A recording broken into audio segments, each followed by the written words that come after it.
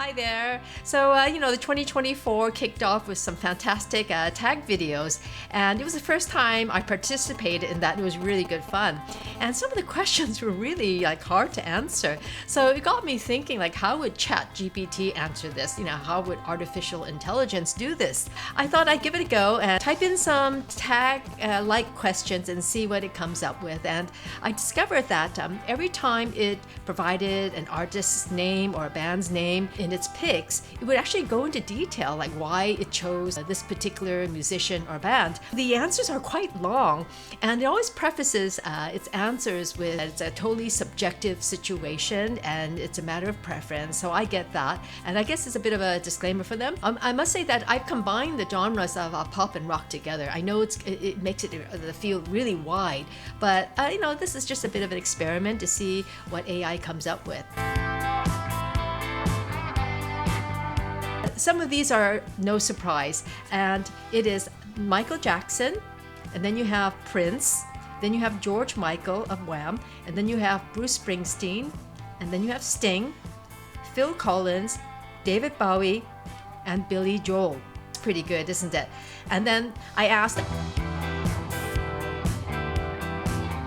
it came up with this list: Madonna, Whitney Houston, Cyndi Lauper, Tina Turner, Pat Benatar, Janet Jackson, Annie Lennox, and Sade. So I was really pleased to see that it included Pat Benatar, because I don't really see her name pop up in many videos in my view. So it was great to see that, and also to see Sade listed, and I'm a big fan of Janet Jackson.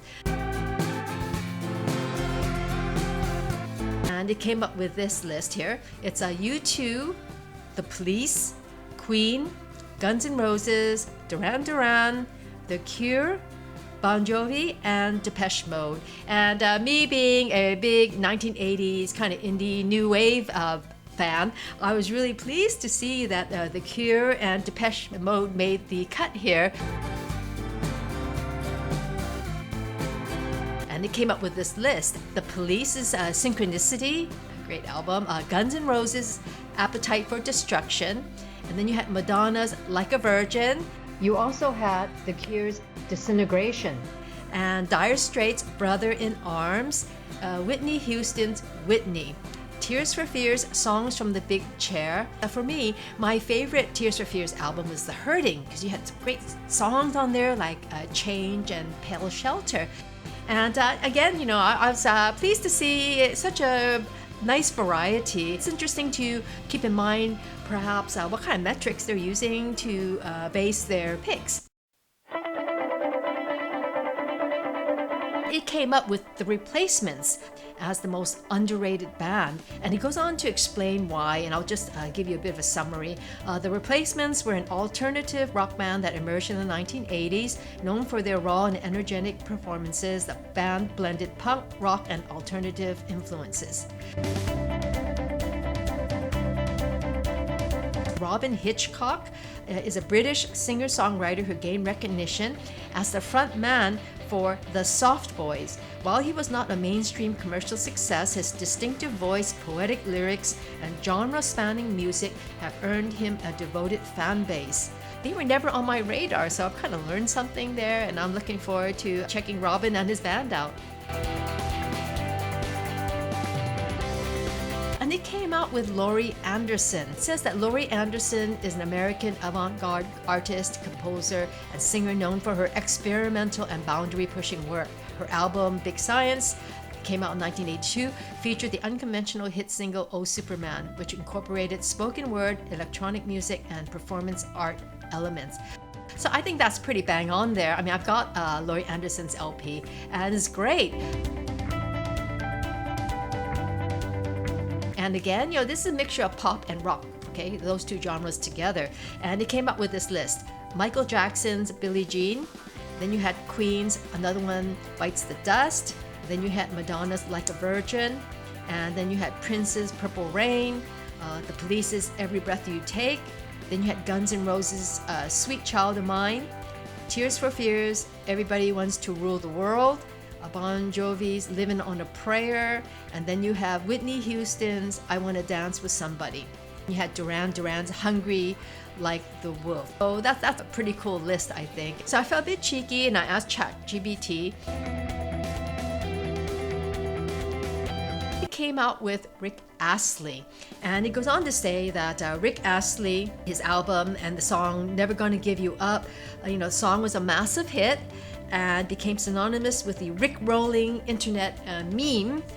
We all remember that, And some critics have suggested that its success may be attributed to its catchy and infectious nature rather than any particularly groundbreaking musical qualities. In the late 80s, lots of music, it got a bit manufactured, like it was all sounding a bit samey a bit. So I'm a fan of Rick Astley's fourth album, which is Body and Soul, and I think there's some great songs on there, but it never made the UK charts and it was considered a huge commercial failure. So there you go. It is pretty subjective. It depends on, what we all like or what we all don't like. So ChatGPT also named Billy Joel as a close runner-up, and I was really surprised by that because for me, I always thought, Billy Joel is like solid, right? And he's got some wonderful music, the songs that he's written and sung.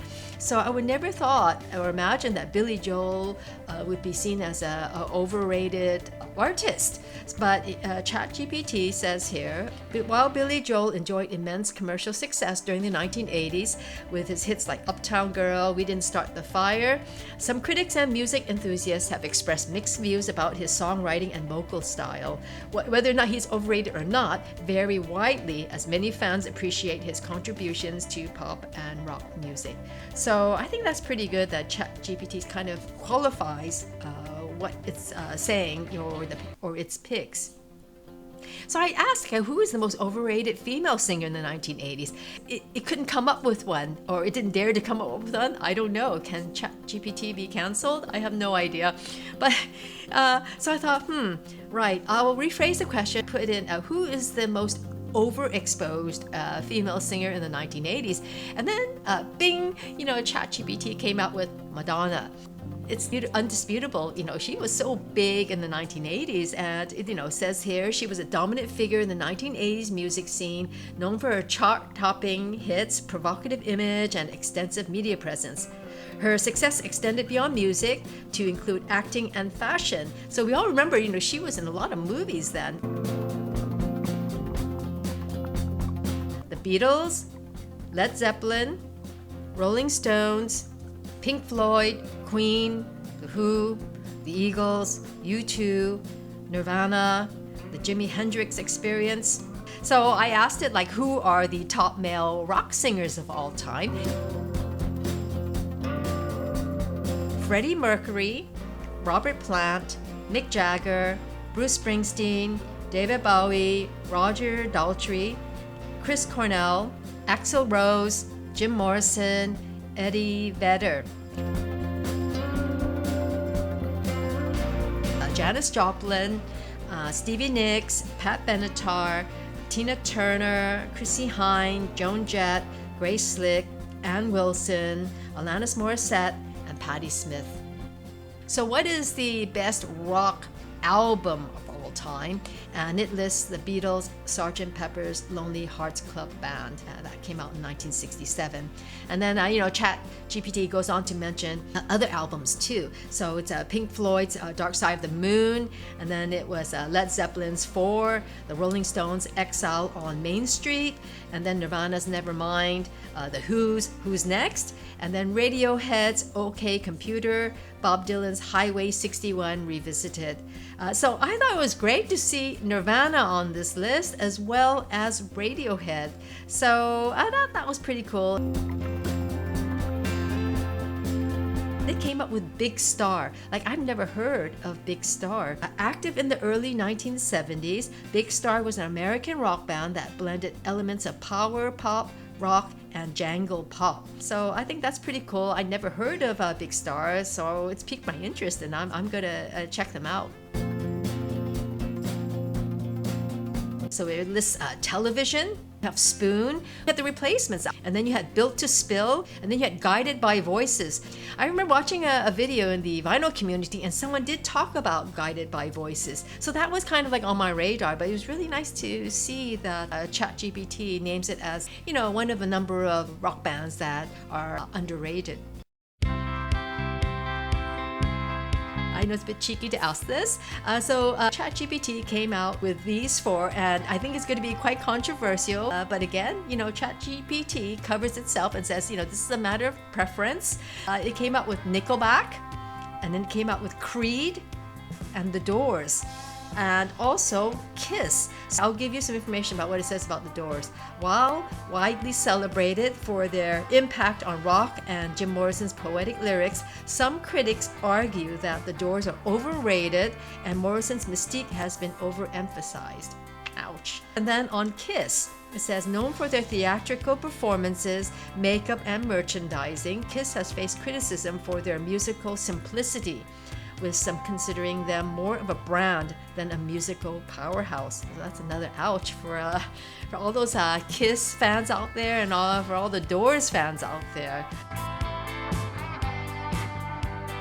It came out with Led Zeppelin's Stairway to Heaven, and I wasn't surprised by that. And then it goes on to name a couple of notable other songs, and it's Rolling Stones' I Can't Get No Satisfaction, and then you had the Beatles' Hey Jude, then you had Queen's Bohemian Rhapsody, and then you have the Who's Baby O'Reilly, Jimi Hendrix's Purple Haze, and then Nirvana's Smell Like Teen Spirit, and then you had Bruce Springsteen's Born to Run, Deep Purple's Smoke on the Water. So that's a pretty solid list. So what is the best rock cover album of all time? It lists the Beatles' Sgt. Pepper's Lonely Hearts Club Band, and it is a fantastic album cover, isn't it?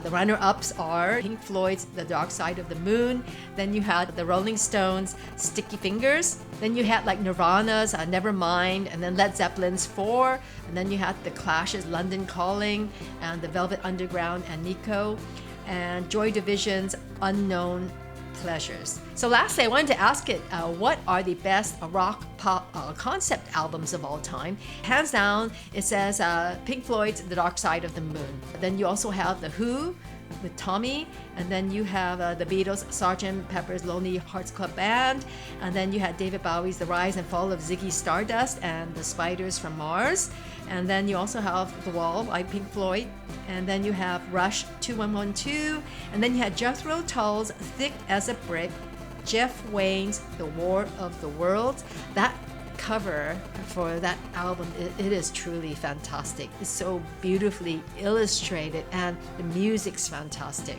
And also Genesis' The Lamb Lies Down on Broadway, and the Moody Blues' Days of Future Past. And I love the Moody Blues, and their artwork on all their albums are truly stunning, and I find them to be so dreamy, and there's a lot of fantasy mood going on there, and just really lovely art. So those are ChatGPT picks. I hope you enjoyed watching this and learning about some of AI's picks there. Do drop me a comment with your thoughts on this. So thanks for joining me.